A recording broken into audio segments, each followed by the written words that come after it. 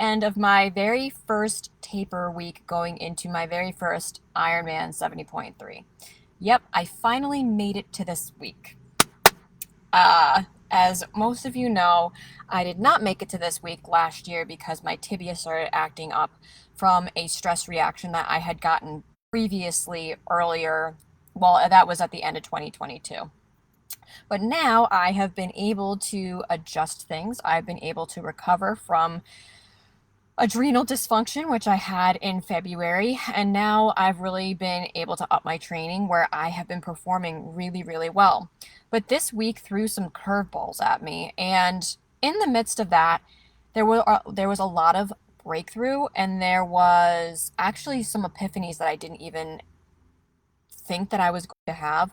Plus, there were some changes in nutrition as well. And that goes along with having grace for yourself and also just showing the journey from having an autoimmune condition and very in the far past having disordered eating.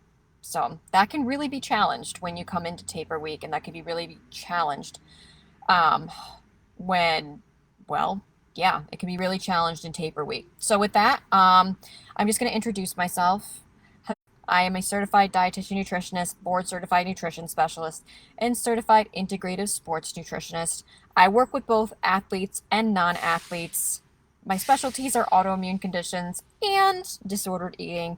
But really, if you are struggling with your nutrition and your performance goals, or even your life goals, and you feel like they are unattainable right now because you have just such little energy and motivation, you're in pain all the time, I'm the one to come to. I would absolutely love to speak with you. I was there and I've gotten over the hump. So I have a system in place and I would absolutely love to share it with you.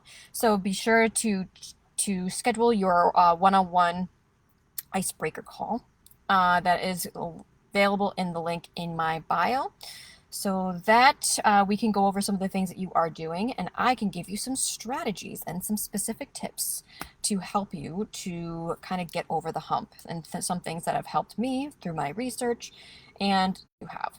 All right, so with that in mind, taper week. What exactly is taper week? So taper week is when you start to lighten the load a little bit. Sometimes what it can be is that you are having more intense bouts, but the volume actually gets less. And what that does is it just prepares the body so that your legs don't go flat, or you don't go flat. Meaning, if you go flat, then it's kind of like hitting a wall. Like you just feel like it takes much, much longer to actually get into your event. Those little things, I know I shared that before, that when I did the 100-mile bike ride a couple weeks ago, that I took it easy, but then on Friday I did incorporate some sprints in there, and that was a game changer. Not too many, but just some sprints just to wake up my legs. So that's what you do in taper week, is you do things less volume, you just prepare the body. I've already done my longest bike ride, I've already done my longest run. I'm supposed to do my one of my longest swims this morning. Well, there were two different training plans, and I decided to just stick with the one that I had been following, and that was less of a load this morning. But I have been noticing I didn't get to this point last year, and I am so fatigued. And of course, a lot of things could be going through your mind during this time. What did I do wrong? Am I not doing this? Am I not doing that? Am I not ready? And then there's the mental game that you think that I have to be doing more. I don't think I'm going to be ready for this. And all of a sudden you start feeding those things. And let alone your training starts to go down. Your training load actually starts to go down. And then you think, oh, I have to change up my nutrition. So really, this is one of the most mentally challenging times before the race, because there's so many different things. Now, what can happen during this time, especially if you're a type A?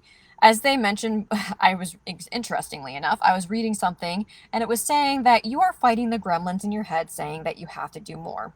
When you are pushing yourself hard, hard, hard, hard, hard, all the way up until the event, that's really where you can fatigue. So you need to start to prepare your body. Even with nutrition, does that mean that you have to start skimping on things? No, you can intuitively eat. And I mean, obviously, you're not going to be training as hard. So naturally, your intake might be a little bit lower, but still emphasizing those carbohydrates, emphasizing those things.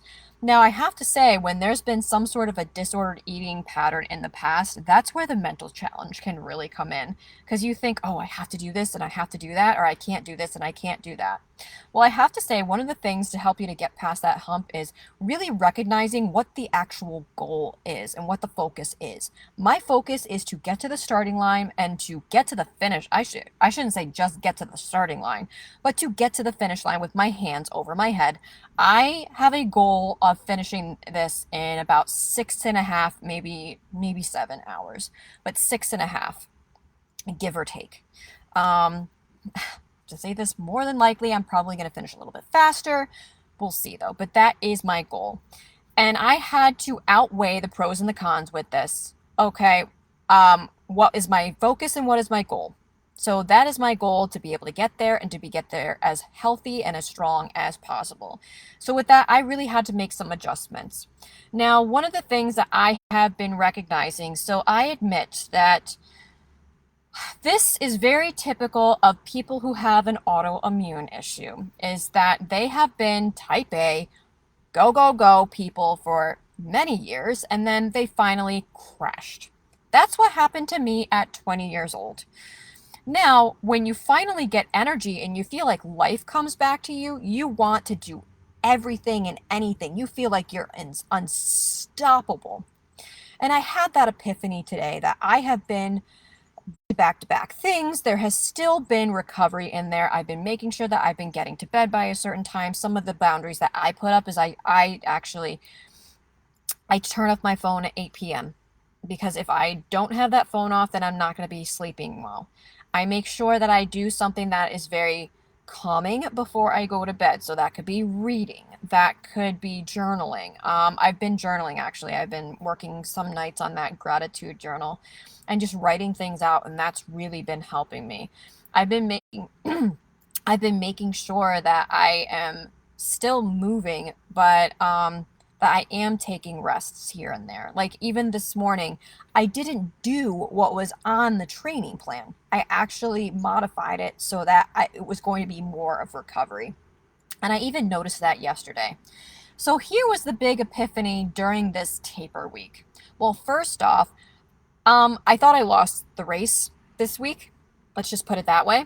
I slammed my toe, actually multiple toes, but this one just got the brunt of it. I slammed my toe into the leg of a chair on Tuesday, I believe it is. It is still super black and blue, and I sincerely thought that I broke it. Let alone, I don't want to hear, oh, you can't do the race. But lo and behold, I've been able to walk. It feels better when I move on it, but there was still that fear in me, like, oh my gosh, I thought that I lost the race. So I had that. And then I mentioned last week, I've had so much that have happened outside of my control, just the accumulation of things, and then me really, really going, even in my mind too. And I really paused and I took a step back today. And one of the things that in my, I guess you could say, invincible. You think you're invincible when you get over an autoimmune condition. Well, it's very much showed me this week that you can still get fatigued. And so I was planning things like, oh, I can throw something there, I can throw something here. And one of the best things that I did for myself today was I set a boundary. And I asked for discernment on to making things more simple in my life. And I decided to rest instead and give myself that rest instead of having back to back to back things. And I'm realizing now that that's something that I have been doing. If you have a type A overachieving personality and then you get over an autoimmune condition, it's just like you think that you have all the energy in the world. So one of the best things that you can do, if that be the case, and especially even if you are, well, this is kind of forced on you, is that making sure that you have time for those rest periods. And I have to say, the thing that was really the epiphany for me is that I was starting to live in that FOMO again, that fear of missing out. And I mentioned last weekend that I had those epiphanies that I was really putting a lot of things before myself and thinking a lot of about other things. Even though I thought I was for the most part fine with self-care, doing things for myself, but I was really putting a lot out there that I'm realizing now that's what also contributed to all this fatigue. And what I tend to do is I just compile everything and then I I don't want to say that I crashed because I don't, but I compile everything and I think, okay, well, I just have to do this, right? So with that in mind, I realized, you know what? It's okay for you to do what is best for your body and best for you so that you can show up the absolute best that you can and you don't have to feel guilty about it. And I'm saying that. So then we need to kind of reassess where that FOMO is that that could be really in taper week, especially. So that could be in life and that could be in taper week that you think there's that fear of missing out if you're not getting in like one workout or you're not getting in a lot of volume or you think that you have to push yourself beyond what you're capable of. So that's a really, really important foundation that you want to have when you are getting over an autoimmune and when you have gotten over an autoimmune. Super huge. Don't feel guilty for what you need to do for yourself to feel your best so that you can show up the best that you can for the people that are depending on you, for your job, for everything else. Because when you feed this, and especially for me, obviously, all of you know that I am a Christian. When I feed this, I am better with feeding this and then doing what's best for me and what's best for other people too. But I still have those boundaries. And that's something that I talked about last week as well. One of the things that I've also had to extend to myself is a lot of times I'm thinking, I'm not ready for this. Like, I've been freaking out because my training plan is very different than it was last year. I've been training at like a lighter load, a slower pace. My run is a little bit slower this year. I think something I have to work out is that subconscious fear of like my tibia, but my tibia has been honestly phenomenal. It's been nice to me. Um, so of course all those thoughts are going through my head and that can also there's the FOMO right there. All those thoughts going through your head. So how is it that you relax during that time? Well, you really I think I talked about this last week, but if I didn't, this is great. I would say at least every week, try a heart check. So, a heart check is, are you hurting? Are you exhausted? Are you angry? Are you resentful? And are you tense? If you answered yes to every one of those, then it's time to step back and see what is creating that. For me, I just felt like I was really putting so much out, and um, I think I put that pressure on myself. That was one thing that was a big epiphany for me, that I was putting that pressure on myself. And that's to everybody, that sometimes we put so much pressure on ourselves, maybe relieving the pressure a little bit during that taper week. So of course things have gone in my mind like, oh, I don't need much of this, I don't need much of that, and because my workouts are different. But during this time, your body's actually healing and your body's preparing for something that is going to be in the long run this is going to be the biggest endurance event that it for of my life up to this date. I mean, I've done a 100-mile bike ride. Yes, that's pretty big too, but this is probably the biggest one. And so you need that time for the body to be able to heal, and you might need even a little bit more calories. It depends. You got to kind of like listen to your body. That's another thing I was noticing, is that I had my mind was not shutting off. And what is really important during this time is shutting your mind off. So what happens when your mind is constantly going? That's actually one of the backbones of autoimmune conditions and adrenal dysfunction. So what can you do during that time if that comes up with that heart check? What I recommend to some of my clients is really up in the self-care. So I have been next week is a lighter week. There is a networking event that I wanted to go to next Wednesday night that I was going to be one of the vendors, and I decided I'm not going to do it. Today, there was a networking event that I could have gone to this morning. I didn't go. Why? Because I need to save my energy, and it's always going to be there. There's always going to be another networking event. Now, this doesn't have to happen back to back to back. But if you know who you are and you know your work ethic and you know where your heart is and your drive is, that you taking that step back is not you being irresponsible. And that's a huge thing. And I really hope that somebody is getting breakthrough right now with what I am saying, because I had so much breakthrough. If you can show up as your best, then do the things that are going to pour into you. I'm getting my hair done today. I'm gonna just kind of be slowing down the next week, and I'm headed down early so that on Friday when I get down there, I can do one of my my runs and my swims and my bikes on the course, so I get used to it. Just a little like little spin outs, little swim outs, little run outs, which is usually recommended the day before anyway, and I'm gonna be able to get rest. So, we should not feel guilty about self-care. We should not feel guilty about feeding our bodies the right things. So because we're so fatigued, our body probably is going to be needing a little bit more protein and a little bit more like antioxidants. Usually it's recommended during this time because the activity is low. I usually have most of the time my simple carbohydrates around when I'm working out, but honestly, like I don't try to make that super restricted to that time. That sometimes I do have those outside of it. So it doesn't have to be like completely regimented, because actually you're going to be able to store the glycogen heck of a lot better. And you need to focus on when you're storing glycogen and carbohydrates, they hold water. And when you have that, you're going to be much more hydrated. And that's going to be really important during your race. Carbohydrates also help to normalize your metabolism, so the production of your thyroid hormones, helps you to think properly, helps you to recover because it decreases cortisol levels. And when you are super stressed out, that really helps you with those cortisol levels.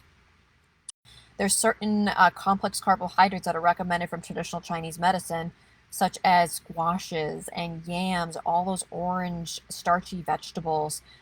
For those of you that can have grains, oats are very good, and brown rice. They also recommend like black beans. So getting in those complex carbohydrates. Obviously, you all know that I am on a modified paleo AIP protocol. So I'm trying to figure out right now, even little modifications, but I really shouldn't be changing anything too crazy right now, just because I am a little over a week out from this triathlon. So what am I doing? I'm focusing on getting a lot of antioxidants. Now, that's one thing that I did want to talk about is antioxidants. You don't want to go overboard on those, because antioxidants, you go overboard on them, then it can actually blunt adaptations to your sport and blunt adaptations to strength. So you want to wait a little bit. You want to have a good antioxidant. So you want to have antioxidants. Don't get me wrong. Like, you want to have very colorful food. You want to be taking in those antioxidants. It just doesn't have to be super, super crazy, or else you're not going to be able to, you can actually be fatiguing too soon. So there has to be like a nice, healthy balance of those antioxidants and that timing. Now, I had read that antioxidants are better to take at least like 24 hours after you work out, but that's usually around another workout. So I would just plan it out and feel it out. If you feel oxidants and you feel better the next day, then that's great. If you need to wait a little bit of time, particularly with inflammation, the inflammation is going to help your body to recover. So it's okay that afterwards, if there's a little bit of inflammation, and then you incorporate those antioxidants. That's exactly what I did with my toe this week. Again, another epiphany is that I was having antioxidants and some anti-inflammatories, but I didn't put any ice on it. I was having my typical nutrition plan, or my typical nutrition. I don't like to say the D word, diet, because this is personalized to me, and everybody has a personalized nutrition plan. So with injuries in particular, you don't necessarily want to put ice on it right away, because that inflammation is actually helping to repair it. Now it's the inflammation in the long run that can start to cause atrophy. I was going to say hypertrophy, other way, atrophy. So then that can start eating away at like your muscle or whatever it is that you did hurt. So with that in mind, I've been moving it I put some arnica on it, but I did keep that ice off, but I feel a lot better now when I put the ice on. So that's gonna actually, because I really believe because I did that, that's one of the things. Plus the Life Wave patch, which I have. So I have stem cell patches, and my body's only producing about 30%, or sorry, 50% of stem cells to be able to heal my body right now. So to be able to have that extra patch, especially with competing in this with an autoimmune condition and getting over an injury is really important to have. Now, if you want more information about that, I would absolutely love to speak with you. I think everybody should be on these for not only athletic performance, but for generalized health as well. I've heard some absolutely amazing, amazing testimonies, and I have my own testimonies too. But I'm walking on it. I'm going to be able to compete. So we have that stressor off. I have allowed myself to take time and to have fun, to laugh, to have good meals. I actually started to allow myself to have some of the foods that I just really want to have. So with those simple carbohydrates, that's what I meant. Like I got some chocolate covered cherries when I was in Saratoga last week. I've had those for some snacks. One of the most important things, I mean, obviously, like I want to make sure that my body stays healthy, and especially it's that my cycles stay healthy. Making sure that I'm listening to what I actually want during this time. So here's another thing when it comes to sports nutrition is that you can't give a protocol to everybody, and it's not going to be 100% because you need to be having emotionally satisfying things. That's what really helped me before my 100-mile bike ride is I was so set with I calculated everything. I calculated everything down to the gram for protein, for fats, for carbs, for calories. I mean, I calculated everything. And then I got to the point where I was like, you know what? This is going to be the time where I think it's going to be really good to nourish myself. And I don't have to be 100% exact. Let me tell you, when I did that and I had my dairy-free ice cream, I nailed it the next day. That 100-mile bike ride went so well. So allowing yourself to have these things, what is it? Is it muffin? Actually, that's what I've been craving a lot. I've been craving cookies. Love to make my yam brownies. So like things like that you can still enjoy, but still get a lot of plant nutrition. So a lot of fruits, vegetables, nuts, seeds with those antioxidants. That's really feeding your spirit as well. And that's going to actually carry you to the finish line, and you're going to do really well. Plus, your body needs those sugars when you're going to be competing for about 6.5, 7 hours. So you need to store them a little bit, and it's not a bad thing. I want to share something with everybody. So I carb loaded before my 100-mile bike ride. You're going to gain weight. Why? Because your body's hanging on to more water. I gained 3 pounds in 2 days. 3, because I was hanging on to so much water. So I do recommend, if that is going to screw you up, stay off the scale. Unless you look at it as, oh, this is an experiment. I wonder how much water I'm going to be retaining. Stay off the scale. Have grace on yourself. Have foods that you really enjoy. Like I'm going to have some pasta tonight. I found some dishes that I really, really, truly love and enjoy. And next week, if I can find a place that has food that I can have that is not 100% off plan, I'm going to have it. So, yep. There we go. I guess moral of the story is stop being a perfectionist and overachiever yourself. That's probably the moral of the story. And that's going to help you to get to reaching your goals. Everybody has a different way of doing things. For me, I understand now how to work around an autoimmune condition. And I train very differently than what I was used to, because I was used to like pounding. But everybody's different. And if I needed to help me with my recovery, that's only going to help me to be a better athlete, because I've noticed when I recover properly, I show up. So what does that say for those of you who are like burning the candle at both ends? Take time off. Do things that make you laugh. Do things that make you have fun. Do things for yourself. And so everybody else can benefit from that around you. So here's the integrative lesson for the week. I hope you all enjoyed it. I really hope that this spoke to somebody. If you are in a taper week right now, to all those that are in taper weeks, surround yourself with the right people. Have some foods that you really, really enjoy, really nourish your body with a lot of antioxidants, some complex carbohydrates, but throw in some stuff in there that you really do enjoy. Keep hydrated, make sure you're resting up, and be kind to yourself. Okay. All right. Well, everybody, thank you so much again. I do have a strategy session. So, again, I have a particular system in place to be able to help you to get this energy back and to really surpass your limitations. If I was able to do it and I've helped others be able to do it, I know that I can help you too. And I loved to meet with you and sit with you and kind of go over your goals, give you some specific tips on how to get these things back and how to really live your life and with vitality and quality of life, and really will improve your athletic performance too and reach your athletic potential. So please be sure, for those of you that are on Facebook, you'll see a little link underneath in the comments. For those of you on Instagram, and it is in my bio. All right, everybody. Again, my name is Drew Mulvey. I'm a certified dietitian nutritionist, board certified nutrition specialist, and certified integrative sports nutritionist. And I work with not only athletes, but non-athletes as well, to really help them to get unstoppable energy and to surpass their limitations, to repair their relationship with food. Well, you know what? There's so many things that I have been able to do and help my clients with. So if you're interested, I'd love to be able to help you to get past your barriers and obstacles and reach what your promised land is. All right, everybody. So make sure, sign up for that icebreaker call. Hope you all have a wonderful Friday. Take care. Bye-bye.